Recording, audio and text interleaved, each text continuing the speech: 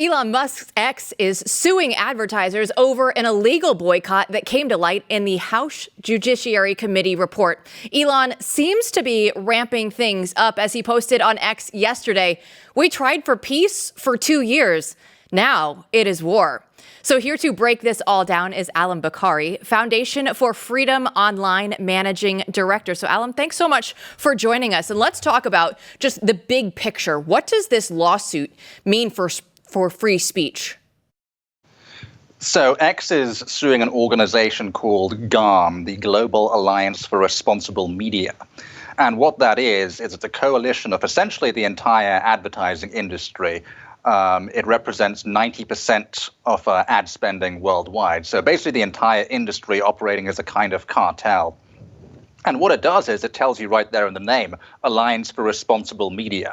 So the industry bands together and it tells website owners and owners of media companies and platform owners like Elon Musk, well, if you don't meet our requirements for brand safety, if the content on your site or your platform doesn't meet our standards for responsible media, then we're just going to pull all our ad revenue and essentially try and put you out of business by taking away this massive revenue funnel. And what's important is that it's the entire industry acting in concert.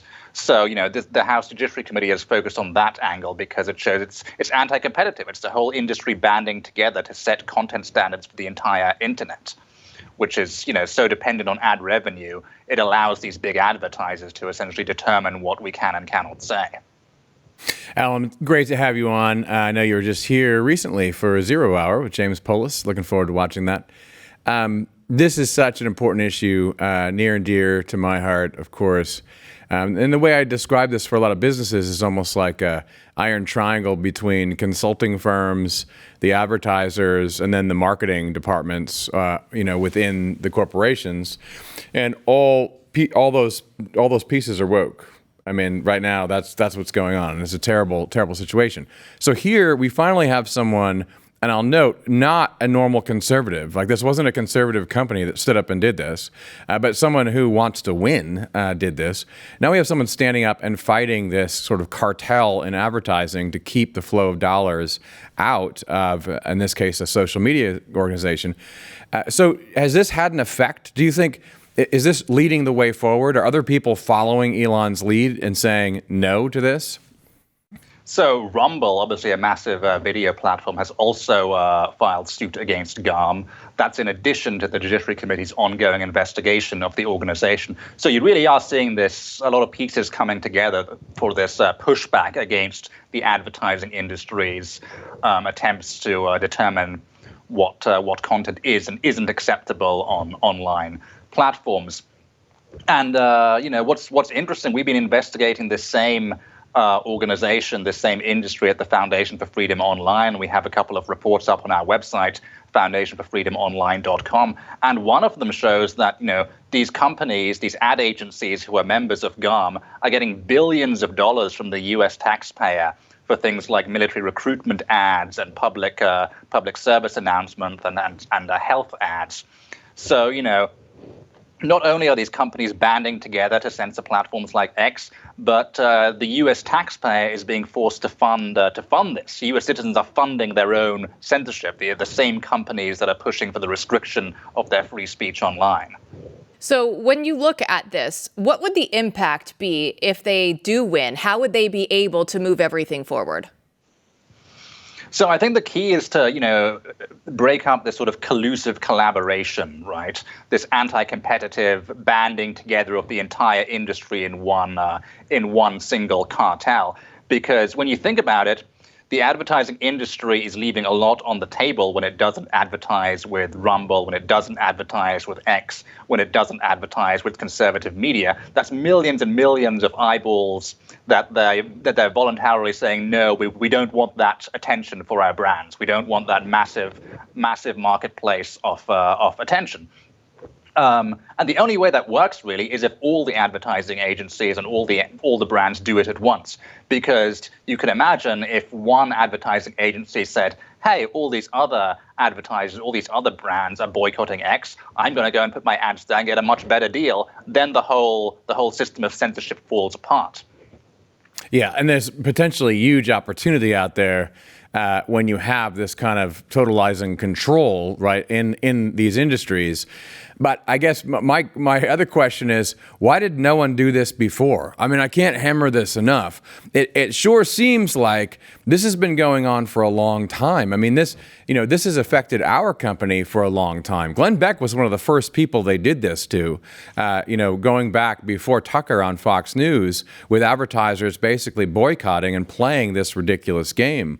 But what's alarming to me is, why did it take Elon Musk to sue them and to think of this, legal strategy? And can more people follow his lead and actually be successful? I think it has been happening for a long time. In fact, in our report on the Foundation Freedom Online, we point out examples of it going back as far as 2012 and 2013, so over 10 years ago.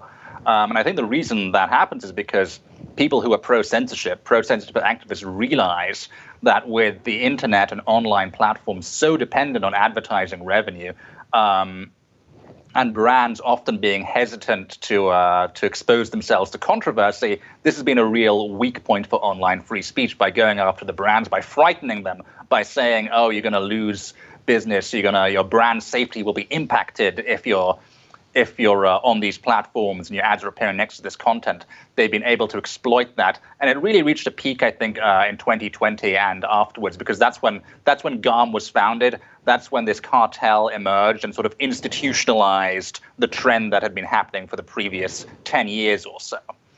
Now, go ahead.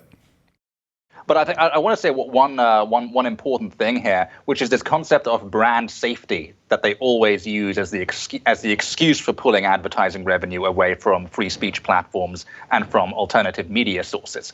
I've actually never seen an example of a mass consumer boycott that happened because a brand's ad appeared on the Blaze or on X or next to an offensive post on social media.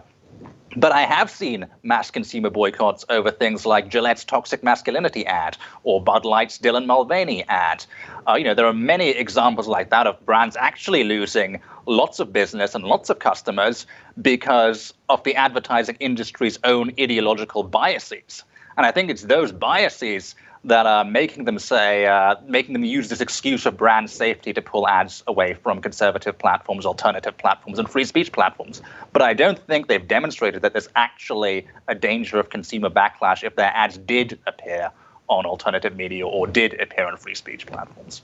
No, but what's ridiculous is businesses, large corporations, even owned by purported conservatives, will have, woke CMOs and people who will pay millions of dollars to get consultants in media, the supposed experts, who will tell them to their face over and over again that they have to do this. If they don't reach these populations and these identities, they won't sell their product. And it's completely ridiculous. Now, I do firmly believe a lot of these businesses want to break out, but they're stuck.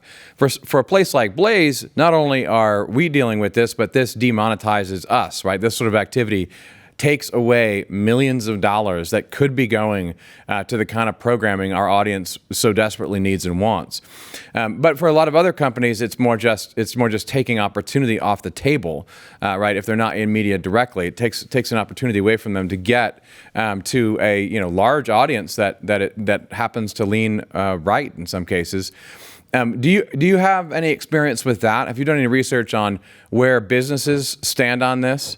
Do they have strong opinions about it? Is this, in other words, is just the cartel crushing them?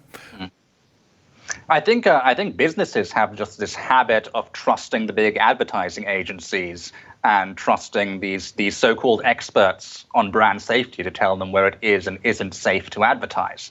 And we've seen organizations like NewsGuard crop up in the last half decade or so with the rise of online censorship that does the same thing. They build whitelists and blacklists of news companies, and then they sell those whitelists and blacklists to the advertising industry, to advertising agencies, essentially presenting themselves as experts on where it is and isn't safe to advertise.